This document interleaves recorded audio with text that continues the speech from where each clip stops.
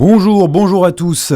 La gendarmerie cherche toujours des témoins permettant de retrouver Aude Fagot, cette infirmière originaire de Côte d'Or qui a disparu depuis 10 jours dans le Jura, non loin de la frontière suisse.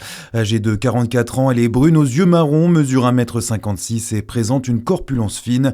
Toute information est à communiquer auprès du 17. Des contrôles et des sanctions. À Dijon, la préfecture a vérifié l'affichage des prix dans le centre commercial La Toison d'Or et a eu de bien mauvaises surprises.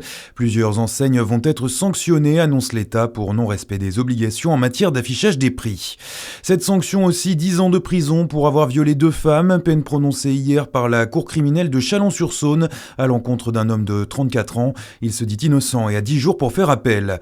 Justice toujours, après une audition de plus de 3 heures devant 4 juges d'instruction hier, Patrick Bruel a finalement été mis en examen pour viol, tentative de viol, agression sexuelle et harcèlement sexuel. Il a été placé sous contrôle judiciaire. Le parquet de Nanterre avait requis une mise en examen et une détention provisoire pour 9 faits de viol et de violences sexuelles sur des femmes entre 2010 et 2019. Certaines plaintes classées sans suite ont aussi motivé le réquisitoire du parquet.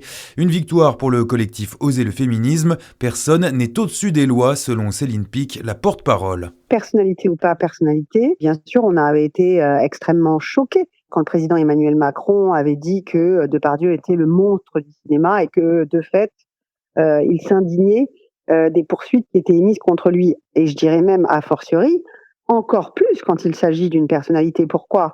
Parce qu'on sait que une des raisons de l'impunité des violeurs, c'est justement cette position de pouvoir pour imposer le silence, garantir son impunité du fait de sa position de célébrité et de pouvoir que ce statut lui confère. Patrick Bruel a toujours nié les faits reprochés. Il assure avoir toujours accepté un non. Ce matin, l'avocate de plusieurs victimes assure sur BFM TV que de nouvelles plaintes vont être déposées. Une cérémonie dans la plus stricte intimité pour Liana. Les obsèques de l'adolescente de 11 ans se dérouleront demain après-midi à Fleurance dans le Gers. Le corps de Liana a été retrouvé le 4 juin dernier.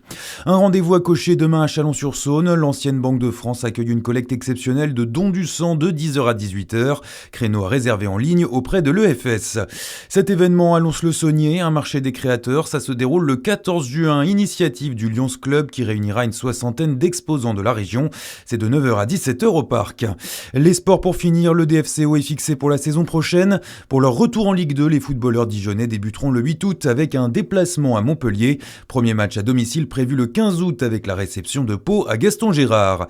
Et puis à l'international, c'est parti pour un peu plus de 5 semaines de compétition en Amérique. Coup d'envoi ce soir de la Coupe du Monde de football 2026. Premier match Mexique-Afrique du Sud.